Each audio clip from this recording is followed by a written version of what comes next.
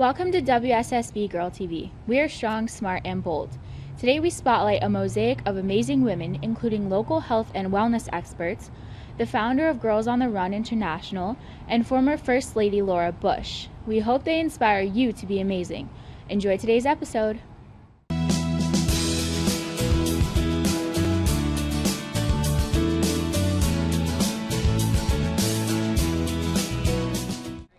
Hi, I'm Kiera. My day began at the Van Wezel with our former First Lady, Miss Laura Bush. The first thing on the agenda was a college student named Andrew presenting Miss Bush with a portrait that he had painted of her. Miss Bush spoke briefly about her many trips to the Sarasota area, including their purchase of the Texas Rangers baseball team, who held spring training in Port Charlotte, Florida. The Bush family also frequents Boca Grande and are staying there this month. She mentioned the current presidential candidate race and how her and President Bush are enjoying watching from a distance. Most of the rest of her speech was about her deep interest in ocean conservation. I enjoyed being part of the media. Enjoy my story. In December, when I spoke at the summit on the state of the Gulf of Mexico, I was reminded of how much the Gulf has been a part of my life for my whole life. The very first family vacation I remember was to Galveston, Texas, with my mom and dad. I remember walking into the Gulf with my father and looking for seashells with my mother. And I remember how surprised we all were when some of our seashells walked off later. When I was a young teacher in Houston, I went off to Galveston to a friend's beach house. George and I honeymooned on Cozumel. And then we had family vacations to South Padre Island and Rockport in Texas. We spent 7 spring breaks from the girls' 2nd grade to the 7th grade here on the Gulf Coast of Florida, where the Texas Rangers baseball team had spring training at Port Charlotte. And of course, when we lived in the White House, I made many trips to the Gulf after the hurricanes, from Florida to Texas. And I saw towns like Waveland, Mississippi, and Pass Christian, which were totally destroyed by the storm surge. And the week after Christmas this year, like we have for many years, the whole Bush clan gathered in Boca Grande.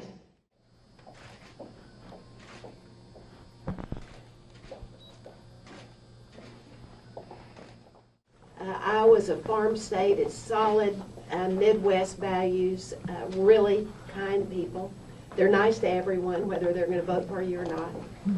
And then New Hampshire is very much the same way. It's, but both those primaries are in the deep winter, covered with snow, very different from our Texas winters that George and I were used to. But, I think about that. We made lifelong friends. One of the senators from New Hampshire is coming to spend a weekend with us here at Boca Grande that we made friends with in that one of those first campaigns. So I look at those days with a lot of nostalgia. Am I glad we're not there? Yeah. Yes. I'm glad we're here. So it's been fun for us to watch from a distance.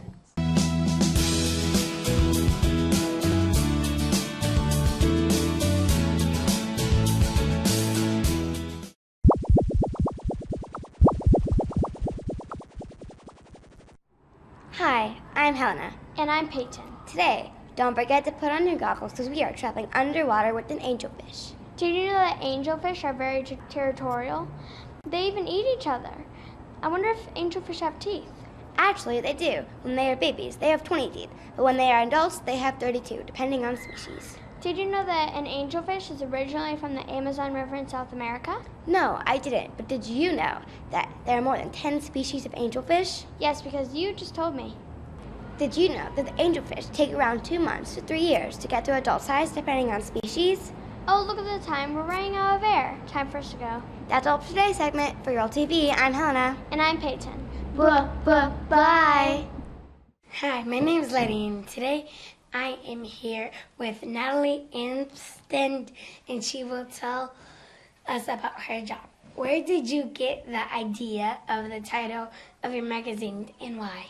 The name of my magazine is Transformation Magazine, and the reason why I picked that name is because in my own experience and all of the people that I've met in my life, most people go through a transformational period at some point. And it's very much like what happens to a caterpillar. And a caterpillar is living its life and it doesn't really know that anything's going to happen or that anything's going to change. And it might even see a butterfly, and sometimes caterpillars see butterflies flying in the sky and they may say, oh, it looks pretty scary up there. But they don't realize that one day they're going to transform and they're going to become a butterfly. So the idea of transformation makes me think of butterflies, and butterflies makes me think of people, because that's very often what happens to us. So that's where the name of the magazine came from. How can you handle being a counselor, relationship and family coach, motivational speaker, laughter yoga instructor, and team building facilitator? I do a lot of different things, but the way I can handle it is I don't do them all at the same time. I actually do a few more things than that now, too, including being a book publisher. So the way I manage them all is that depending on who I'm working with, I do something different. So if I'm working with somebody like maybe a parent and their kids, then I'll be a life coach. Or if I'm working with a group of people, then I'll be a motivational speaker. And sometimes if I'm working with people in business, I'll be a team building facilitator. Or if I'm working with people who want to work on their breath and bring joy to their life, then I'll do laughter yoga. So I do a lot of different things. And I don't do them all at the same time. They're really not jobs. They're all just different parts of what I do. How did you get your degrees and how long did it take you? It actually took me a long time. When I was in school, I really didn't know what I wanted to do because I wanted to do so many different things. And when I would look at the college catalog and look at all the degrees you could get, not any of them fit what I really wanted. So I had a hard time deciding. So what happened was I started going to school for business, and about halfway through I changed my mind, and then I just kept changing my mind because I just liked so many different things. So what I did was I went to school part-time instead of full-time, and it ended up taking me 8 years to finish school. But during that time I also built my career, which helped me get to where I am today. So I just took a kind of a different path than a lot of people. How do education, sociology, and commerce fit together? Well, like I mentioned before, I started out in business, and that's what commerce means. It is the money side of business. So that's what I liked to study because I really like math. And then after I changed my mind, instead of getting a bachelor's degree in that, I got an associate's degree in that, and I switched. And then I've always wanted to teach, and I thought about being a teacher, so I decided to get my degree in education. But I also knew I didn't really want to teach in a school. So that's why I also studied sociology, and sociology is the study of people and groups. It's kind of like psychology where you study your mind, except you're studying the way that people act when they're together. So that's what I really wanted to work with, and that's what I do now, is I educate people, but it's not in a school. Why do you believe in the power of personal transformation? I believe in it because every person has potential. Every person can do something big and great, and a lot of times they don't get a chance to in their life. So I feel my job is to help inspire people to be everything that they can be. Maybe there's something they dreamed of when they were a little kid, and then when they got older they were told that they couldn't do it, and they listened to the person who said that. And so I believe that if we encourage people, especially young girls, that they can go for their dreams, that they will try, whereas if we don't encourage them, they won't. And it's amazing what people can do, and by personal transformation, what that means is to go from where you were, like being the caterpillar, and transforming into the butterfly that you can be. What does it mean to live in alignment with our own powerful potential? It means to do what it is that you were made for. So there's some people who are really good at doing art. So their potential is the best if they do art. And there's some people who are really good at math, like I said, and the best thing that they could do is do something with math. Maybe they could be a math teacher. And there's other people who are really good with people and with helping people. So maybe they could run a business like Girls Incorporated, or maybe they could be a counselor. And that to live in alignment with your potential is to do what it is that you're good at and that you care about. And what happens a lot of times is it's very easy to do what other people want you to do. And sometimes it's because your friends like something, so it makes you want to do it. And sometimes it's because your parents think you should do something. But really what I believe in is to help girls learn to live in alignment by doing what it is that's right for them. What kinds of changes did you go through that helped you become who you are? Well, that we'd be here all day if I answered that question in full. But what happened was, for me, I did just what I said earlier. And when I was a very young adult, I was living my life the way that I thought that I was supposed to, because that's what everybody around me did, and that's what my parents told me, and that's what our society teaches. And it really wasn't who I am, because I've always been different. And I've always wanted different things, but I didn't really believe I could have them. So the changes that happened was when I was in my mid-20s, I realized that the job that I had and the career that I had and the house that I had and the marriage that I had and everything else that went along with it was not what I wanted. And all at once, everything changed.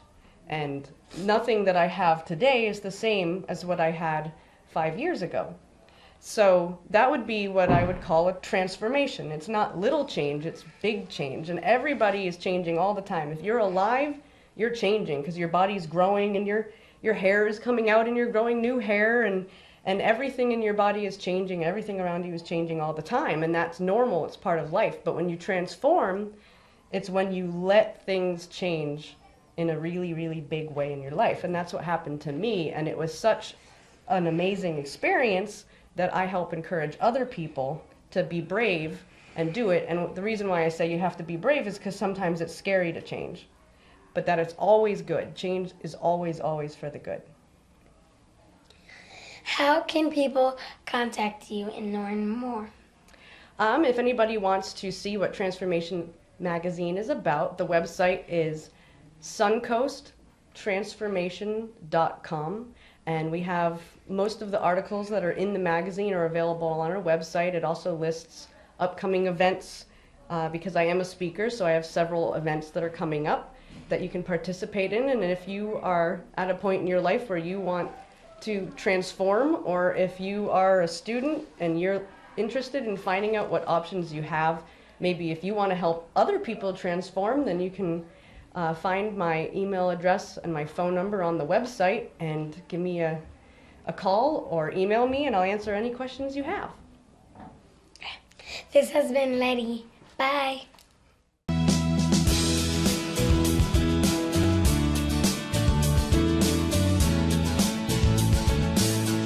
Hi, my name is Letty, and today I'm here with Karen Koenig, and she will tell us about her job. In what kinds of ways do you help women? Well, in 3 kinds of ways. I write books about eating, and so that reaches a very wide audience. Mostly my books are for women. I run some groups and workshops in Sarasota, and I do talks around the country. And I also have counseling practice, so people can come in and talk to me. I think the things that I really do is help empower women, help them understand themselves, and help them be healthier eaters. Do you like or love helping people eat normally, or why? And why?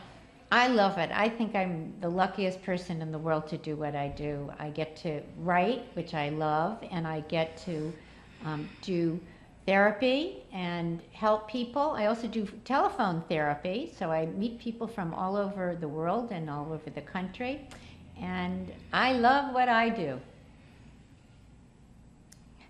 Why are you interested in helping people eat normal? When people have a good relationship with food and they enjoy it, they don't eat too little and they don't eat too much, they feel good about themselves and they can become healthier and healthier. When you don't have a positive relationship with food, it can make you not feel good about yourself, and there are also other problems that it can create in your job and in your family. So I think that the way to really help women is to help them take care of their bodies really well. Okay. How do women like you like spending time with you? Well, I assume that you mean professionally, and they enjoy coming to my groups, coming to my talks. When I do counseling with people, I try to make them relaxed and feel like they're really getting something out of it. And basically, although I think what I do is very serious, I really try to have a good time and use a sense of humor. So I think that they usually enjoy themselves when they come talk to me about their problems. What are some of the gifts you have? You know, that's such a wonderful question that you ask, because I've been writing things since I was probably a little older than you, and I never knew that I had a gift for writing until I started to get older and write more. And I love writing. I feel that's a gift, and I think another gift is really trying to understand people and help them learn how to understand themselves. I can make a good connection with people, and I get something out of it as well as them getting something out of it. Has your book, Nice Girls Finish It Fat, been helpful for you and others? Well, it was helpful for me because I had such a good time writing it. It's very funny, and if you're writing about funny things, you just have a good time.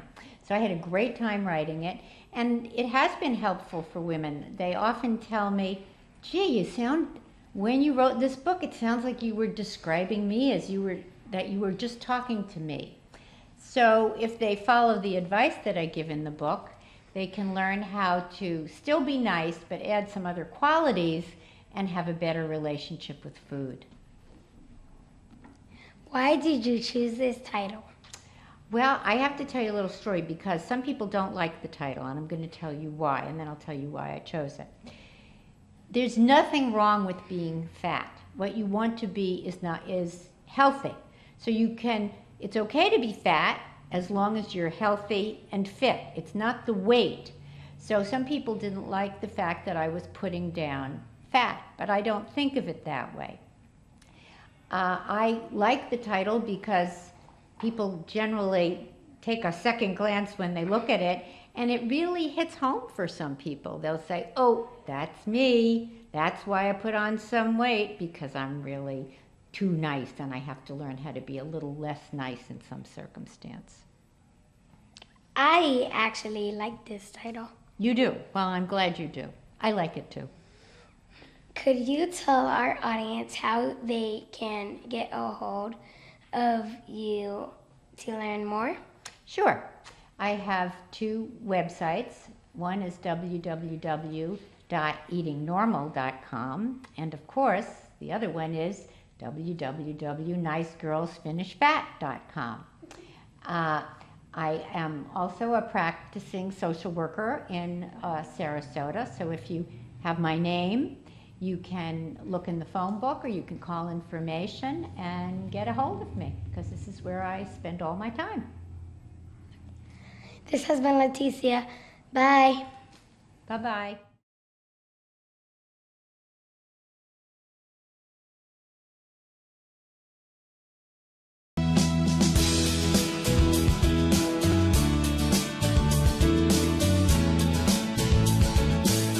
All right, ready? On the count of three. 1, 2, 3. Girls on the Run is so much fun! Woo!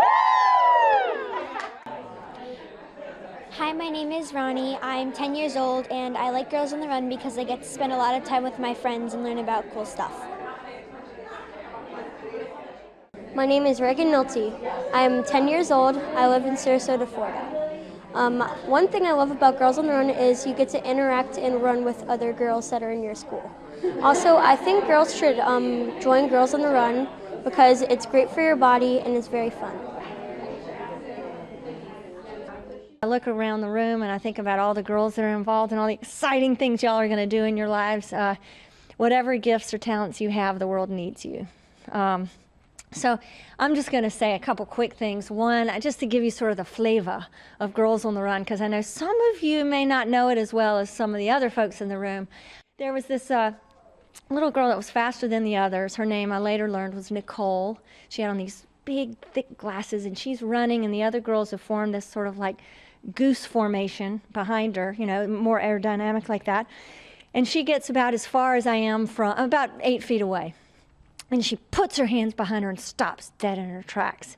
And all the other girls pile up behind her, and she looks at me and she goes, "Are you Molly Barker?" And of course I'm thinking, well, do you run to everyone like that? You know, like, what a great place to work or live. You know, any stranger coming on, you're going to squeal and come to them, you know. And I said, well, yes, I am. And she goes, "Oh, no, you don't look anything like your picture." And I still needed a little more than that. And then she goes, "You know what, Molly, though? That's all right. We learned in lesson 18 that they airbrush all those pictures anyway." And, you know, that, my friends, just really captures what this program is about right there, in that, you know, it really is about celebrating your gifts and your talents. And age brings lots of things, including wisdom. And this little girl with no filter whatsoever, we spoke of it earlier, just kind of called it as she, you know, saw it. And we took hands and we walked back out to that field together, you know, like really close. So what I love about this program is, I believe, and I'm going to the space now, what it does is eliminate those filters and contexts and boxes that sometimes our gender feels some sort of responsibility to step into. You know, like we're not pretty enough or smart enough or bold enough or whatever it is enough. And what Girls on the Run is trying to do is create a space where these young women and the women and men that come into contact with them feel full and complete and okay, just the way they show up. I certainly didn't set off to start a program that's in 191 cities serving this many people. And somewhere along the way, I had to have that reckoning. You know, there had to be a point at which you sort of say, okay, I guess it's time, you know, to let it go. And I can remember very clearly when this occurred. So I guess I was, my daughter Helen had just been born, so it would be 1998 or 99. And I was the only person coaching. There may have been one other person helping out. Sue Luke called me like 3 days later and said, "We have to meet." And of course, I was still terrified to meet with her. She didn't give me any other information other than "we have to meet." So we met at our local YMCA, and I remember her walking in the room, and she had a huge bag full of I don't know what, but I know the curriculum was in there. She sat down at this table. She didn't, you know, take any time at all to just launch. And she pulled that curriculum out of her big bag, and she put it on the table, and she slid it across the table. And she looked me dead in the eye, and she said, "All right, girl, what you have here is truly life-changing, and we don't need to spend any time in that space. But what I do need to ask you is, do you keep this curriculum to yourself and affect 100 girls a year, or do you give it away and affect millions?" And I can remember at that point thinking, oh no, I can't give that away. There is not a single person in the world that can do this with the same love and passion that I do this. But then there comes that sort of moment, and I call them winks from the other side or winks from the universe or something, where you just have this sigh of relief, this sort of surrender or intuitive letting go.